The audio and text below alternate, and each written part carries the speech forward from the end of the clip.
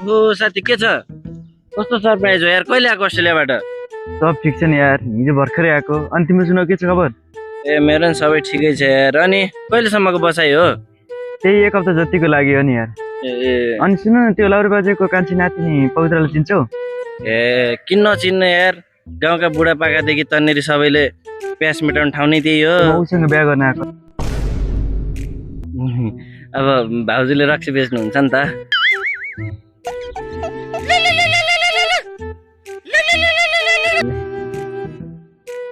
सञ्जय भन्छ साथी मेरो भाइ दिपक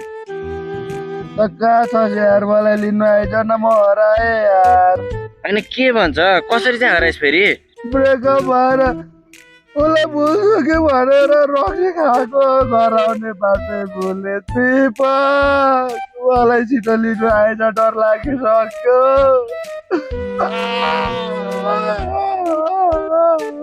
अहिले ठ्याक्कै कहाँ छस् भन् त गएको नि त यहाँ पुरानो भत्केको घर छ त्यसको छेउमा रुखहरू नाचिरहेछ डर लागिसक्यो छिटो आइज न दिपक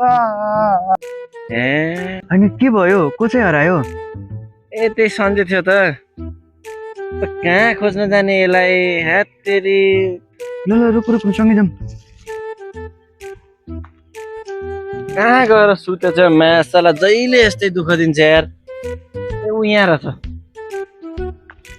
यार जहिले दुःख दिने यार त्यो मोबाइल समाज त ओए उठ उठ उठ कहाँ नाच्दैले